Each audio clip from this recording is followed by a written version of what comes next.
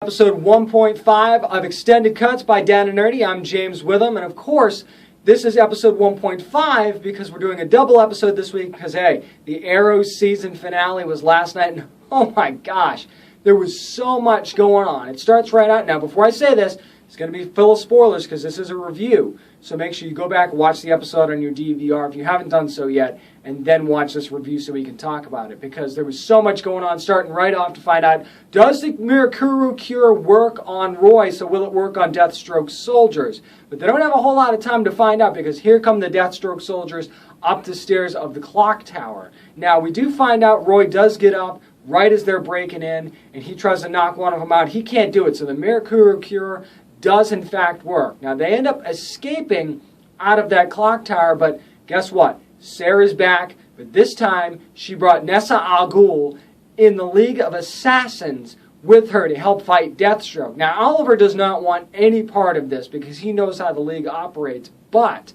they're going to operate under his rules, apparently, because Sarah has agreed to go back with the League of Assassins after this is all over. And of course, Oliver doesn't like that either, but Sarah makes that choice on her own. Now, one of the great things that happened in this episode was there was a scene between Oliver and Felicity, and fans have been clamoring for them to get together, and he tries to get her to a safe place, and it looks like he's actually saying he loves Felicity and not Laurel. So for a second there, fans look like they're going to get exactly what they want, but what it was a huge, elaborate setup to just get her and the Mirakuru cure close enough to Slade Wilson, Deathstroke, to stab it in his neck and actually cure him of the Mirakuru, so it'll be a fair fight between him and Oliver. Speaking of the fight scenes, my gosh, great fight scenes. They actually spliced in, and they were going back and forth between fight scenes in real time and fight scenes that Oliver and Slade had on the island, on the boat. Amazing way. I like the way they mashed that up. One of the surprising things about this episode was nobody really dies. Now, I say really because at one point, Summer Glau's character, of course, Ravager, looks like she might be killed by the League of Assassins. Now, it's unclear whether or not they actually kill her. It looks like they do, but it's not really clear. I don't know if you felt the same way when you saw it. And, of course, Oliver was not happy about that at all. So maybe it was an actual death, but other than that, it was just a bunch of Deathstroke soldiers getting Mirakuru cure and turning into regular soldiers right before the big showdown between Deathstroke and, of course, Green Arrow. Now, what happens? Of course, you know we've got the drone coming in to blow up Starling City. Well, Dig actually takes his wife back to Argus, and they break in and have a showdown with Amanda Waller to try and get her to shut the drones down, which eventually Oliver radios in, says all's clear, shut the drones down. Now, one of the main parts of this episode was at the end. Of course, they captured Deathstroke, and he first said he was going to kill him, ended up not killing him. He actually trapped him in an arrow with one of the arrows that shoots out cables, and he actually tied him to like a pillar, a concrete pillar.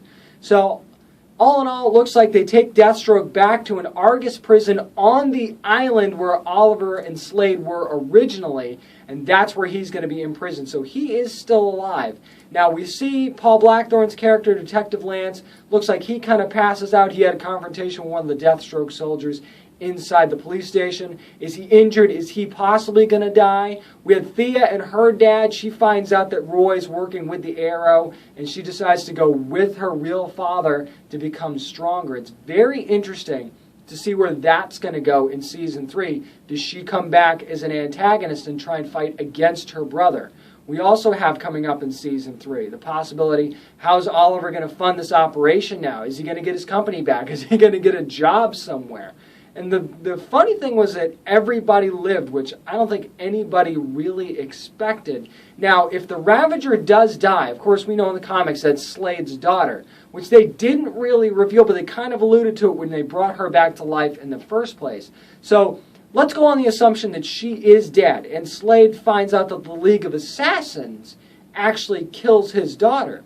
What they could do is go back and set up, kind of, if you watch Son of Batman, how they had Slade go after the League of Assassins because he was supposed to be the successor to Ra's al Ghul. Well, in this case, he could blame them for his daughter's death and go back, and that's how they could introduce Ra's al Ghul and the League of Assassins into Arrow. Of course, Stephen Amell, Arrow Star, has said many times he would love to see Ra's inside the Arrow universe. One more thing, they actually had the teaser trailer for The Flash coming up on CW this fall as well. And it was basically Oliver shooting the arrow. You've probably seen it on our Facebook page, facebook.com/downandnerdy. And here comes Grant Gustin, the Flash, and he actually catches the arrow before it hits the target. And Oliver says, show off, kind of thing. And Barry Allen screaming. And of course, he shoots 3 arrows after that, try and make it more challenging. So I like the visual that they had in the Flash trailer. It looks like they're really going to be able to do that right. All in all, fantastic season 2 of Arrow. It was action-packed from start to finish. Can't think of a single thing that they really did wrong. We've got Argus as a possibility for season 3 as well. You see there at the end where they actually pick Oliver up after he gets off the island. Amanda Waller does. And they say that they have a lot to talk about. So we'll find out more about their relationship in season 3. And I can't wait to see what you think about it too. Facebook.com/downandnerdy. Go ahead and give me your thoughts. And of course, like us on Facebook and get ready for episode 11 of the podcast coming up this week.